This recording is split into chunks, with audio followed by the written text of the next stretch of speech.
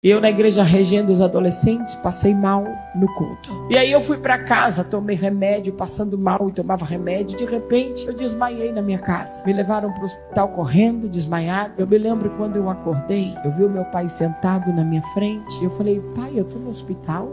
Ah, minha filha, você passou mal e está aqui no hospital fazendo uns exames. Meu pai disse assim: você vai precisar fazer uma cirurgia. Uma cirurgia, sim, mas é coisa simples.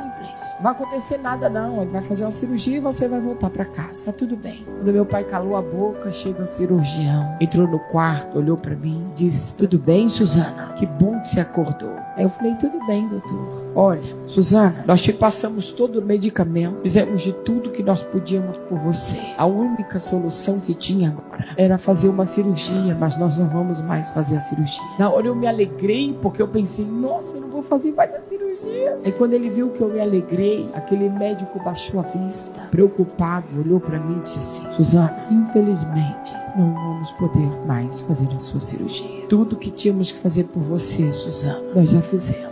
De agora em diante só nos resta esperar. Ele olhou o relógio do braço dele e disse assim: nós não temos mais o que fazer. Ele saiu cabisbaixo, triste. Ali o médico estava dizendo: sabe o que para mim? Não tem mais nada para fazer. Agora nos resta esperar a morte. Olhei para meu pai abaixou a cabeça e eu comecei a chorar. Às vezes a gente não entende o que Deus quer conosco, mas Ele nos leva no deserto para ter uma conversa no particular. E quando Ele nos leva no deserto, é só você e Deus e mais ninguém. Olhei para o teto do hospital. Me lembro como hoje eu comecei a falar com Deus. Ele me fez lembrar das promessas que Ele tem comigo.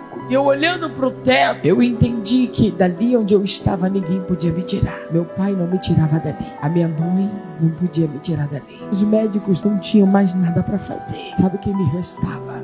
Só Jesus. Comecei a sentir o espírito da morte no meu corpo chegando. Aquele médico, quando ele saiu do meu quarto, quando ele vai chegando no centro cirúrgico, ele passa por um corredor e lá tinha uma senhora sentada e ele passou por essa senhora muito rápido e ele chegou no balcão e chamou os médicos e disse: ei, toda a equipe médica, vem aqui por favor, rápido. Ele olhou para aqueles médicos e disse: não vai ter mais cirurgia. Mas doutor, a sala já está arrumada, nós estamos só esperando o paciente. Não tem mais cirurgia, infelizmente.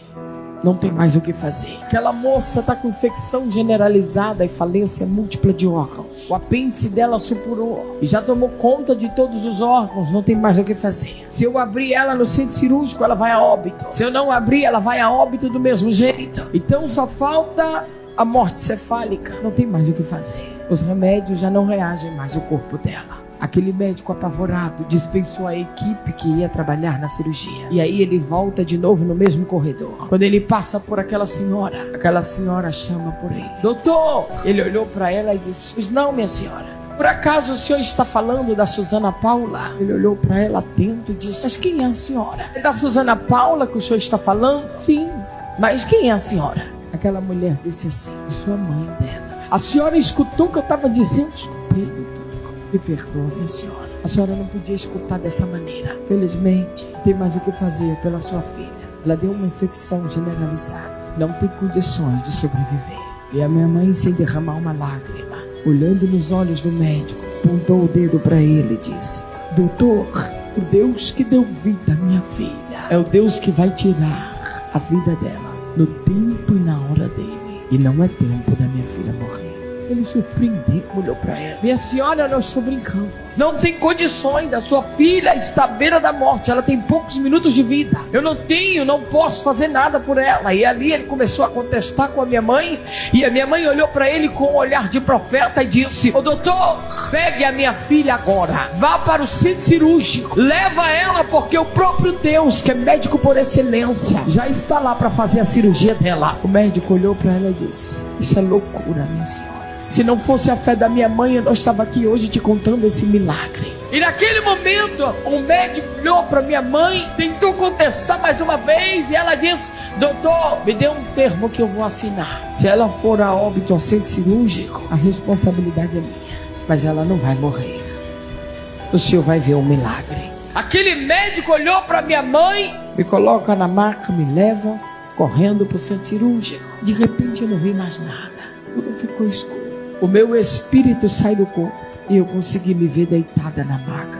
quando o teu espírito sai do corpo, quando essa matéria aqui ela morre, essa carne, quando a tua memória morre, não tem mais arrependimento. E aí, no momento em que eu estava morta, o meu espírito estava angustiado, porque a gente sabe quando a gente não está bem com Deus. O nosso espírito sabe que o nosso espírito não está bem com Deus. E de repente veio uma luz na minha direção muito grande, e uma luz muito forte. Eu tentava abrir os olhos, não enxergava, mas eu não conseguia, porque era tudo no espiritual, era muito forte. De repente, uma explosão na minha frente, um anjo se aparece, e o anjo vem se aproximando, e eu tentava olhar para ele, e era muito celestial. Aí ele vem com uma bandeja de ouro estendida, e ele vem se aproximando, e eu consigo ver a bandeja. Era uma bandeja de ouro, linda, reluzente. E o anjo se aproxima de mim, e ele fala comigo. O anjo diz assim: na minha mão direita tem essas ferramentas. E ele abaixou as ferramentas, eu olhei. Eram ferramentas de pedreiro, de construção. Eu não entendia nada, porque eu não sou pedreiro, não sei mexer com construção. E aí ele estendeu a outra mão e disse: na minha mão esquerda tem este lenço. Eu olhei para aquele lenço. Era branco, mais alvo do que a neve. Era um lenço celestial. Aquele lenço era a minha esperança. Eu senti tanta vontade de pegar o lenço, ao mesmo tempo um temor muito grande, porque eu estava diante de um anjo muito grande. Eu fui para tentar pegar o lenço. O anjo se afastou para trás, estendeu as duas mãos na minha frente, e o anjo disse bem alto e forte: o Senhor teu Deus me manda te perguntar, se tu escolheres as ferramentas, é para tu trabalhar na obra dele, na presença dele. Se tu escolheres o lenço, significa a tua vida que já está com ele. Sabe o que eu estou fazendo aqui hoje, irmã? Você sabe o que eu estou fazendo aqui hoje? Usando as ferramentas que ele me deu para ver a tua vida curada, para ver você se levantar na presença de Deus, para você entender o quanto a tua alma é importante.